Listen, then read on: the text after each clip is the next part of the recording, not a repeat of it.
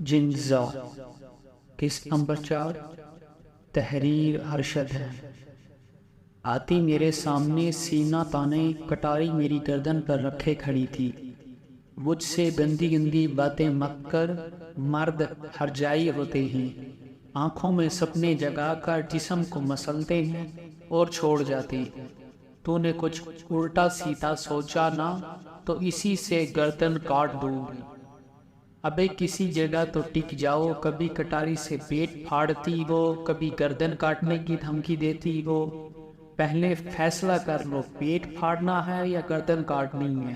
میں نے بھاتی کا ہاتھ ہٹانے کی کوشش کی، مگر اس کا ہاتھ اپنی جگہ جمع رہا۔ تیرے ساتھ کسی نے دھوکہ کیا تو کیا اس کا بدلہ ساری دنیا کے مردوں کا پیٹ پھاڑ کر لے گی؟ نرمل مرد نہیں ہے کیا وہ تیرے ساتھ؟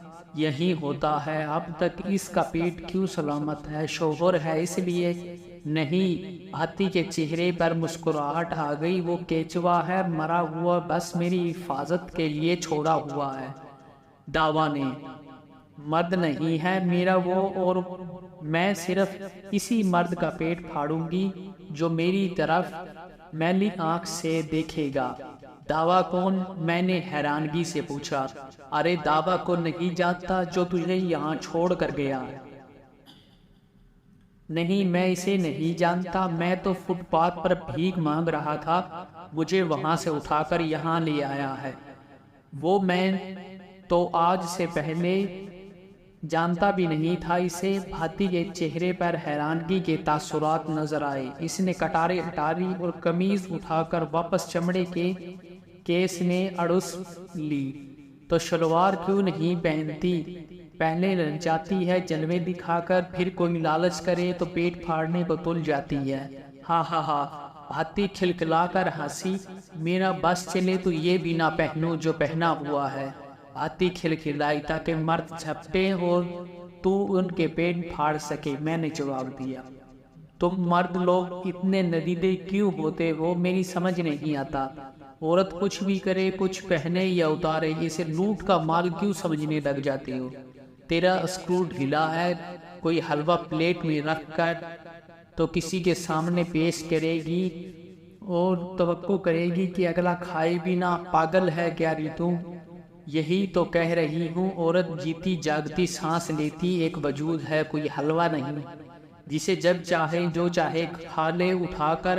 ہاں تو حلوہ جب تو محلے میں بانٹنے کے لیے رکھے گی تو مفت کا مال سمجھ کر سب کھائیں گے۔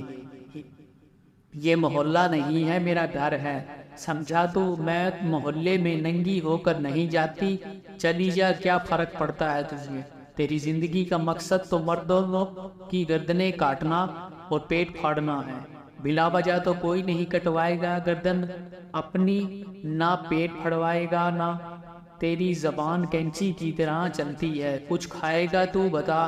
بھاتی نے موضوع بدل دیا۔ جو کھانا چاہ رہا ہوں وہ تو کھانے نہیں دے گی۔ میری بات سن کر بھاتی کا ہاتھ دوبارہ کٹاری پر جم گیا، مگر چہرے پر مسکان تھی۔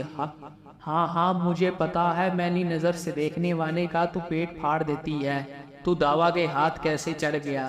بتایا تو ہے، بھیک مانگ رہا تھا، وہ اٹھا کر مجھے یہاں لے آیا۔ بکواس کر رہا ہے تو؟ بھاتی کی آنکھوں میں بے یقینی تھی۔ داوا جیسا آدمی کسی بھکاری کے لیے اپنا وقت ضائع نہیں کرتا، اور اتنے سمارٹ فقیر بھی اب آنے لگے ہیں مارکیٹ میں، مجھے آج پتہ لگا۔ بھاتی مسکرائی۔ چند برف تو پگھلی، تجھے سمارٹ تو لگا کم سے کم۔ میں باقی پیٹ والی بات یاد ہے مجھے، نہیں پھڑوانا اپنا پیٹ، بے فکر رہ تو۔ مگر مجھے داوا کا بتا، کون ہے، کیا کرتا ہے، کہاں رہتا ہے، اور تیرا اس سے کیا تعلق ہے؟ سارے کالے دھندے کرتا ہے داوا، لڑکی، شراب، نشہ، سمگلنگ، جس کام میں اسے پیسہ ملے۔ تو داوا کا مجھ سے کیا کام؟ مجھے حیرانگی ہوئی۔ تیرے گردے بیچنے ہوں گے اس نے؟ بھاتی کھلکھلا کر ہنسی۔ کیا بکواس کر رہی ہے؟ اس بات کا مطلب جانی اسلحہ، شراب، نشہ، پرانے دھندے ہو گئے۔ اب گردے، پھیپھڑے، دل، جگر، آنکھیں سب بکتی ہیں۔ اس دھندے میں بہت پیسہ ہے۔ یہ کیسے ہو سکتا ہے؟ مجھے یقین نہیں آ رہا بھاتی کی بات کا۔ داوا میرا بڑا لحاظ کرتا ہے، پر اسے پتہ چلے گا نا تو میرا پیٹ پھاڑ دے گا۔ نہیں بھاتی، مذاق اپنی جگہ، مگر میرا وعدہ ہے تیرا نام کسی معاملے میں کبھی میری زبان پر نہیں آئے گا۔ مردوں پر یقین کرنا چھوڑ دیا میں نے، پر پھر بھی سن، یہاں غربت بہت زیادہ ہے، اور صرف یہاں نہیں، جن ملکوں میں بھی غربت زیادہ ہے وہاں یہ دھندا عروج پر ہے۔ دنیا میں بہت سے امیر لوگ ہیں، کسی کو آنکھ کا مسئلہ، کسی کو گردوں کا، کسی کو دل کا، کسی کو جگر کا۔ وہ لوگ وہ مانگی قیمت دے کر یہ اعضاء خریدتے ہیں۔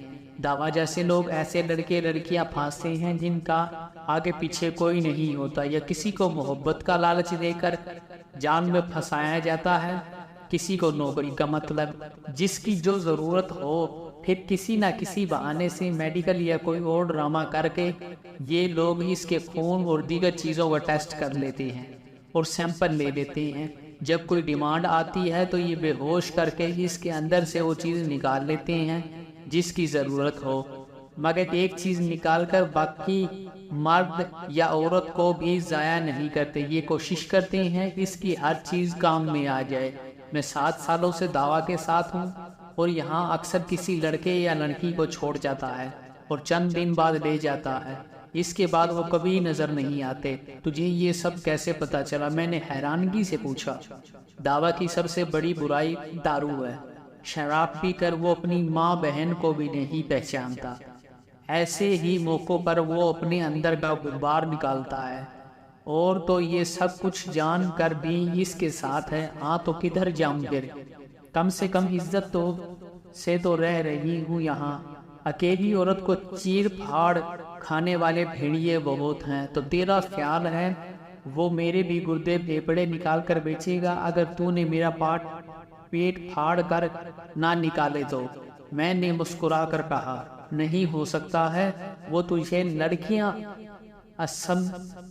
اسمگل کرنے کے لیے استعمال کرے۔ کیا لڑکیاں بھی اسمگل ہوتی ہیں؟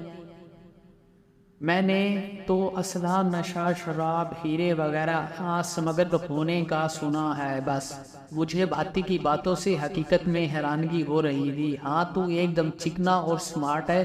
کسی بھی لڑکی کو الو بنا کر محبت کا ناٹک کروا کر گھر سے بھگا، یا ہنی مون کے لیے دبئی گیا، قطر یا کہیں گھمانے کے لیے، وہاں اس لڑکی کی تصویروں پر پہلے سے بکنگ ہوئی ہوتی ہے۔ وہ وہاں سے کسی شیخ کے حرم یا کسی امیر زادے کے محل کی قیدی بن کر باقی زندگی وہیں گزارتی ہے۔ کیا تو سب آنے والے کو یہ کہانیاں سناتی ہے، یہ ساری باتیں بتاتی ہے؟ میں نے بھاتی سے پوچھا۔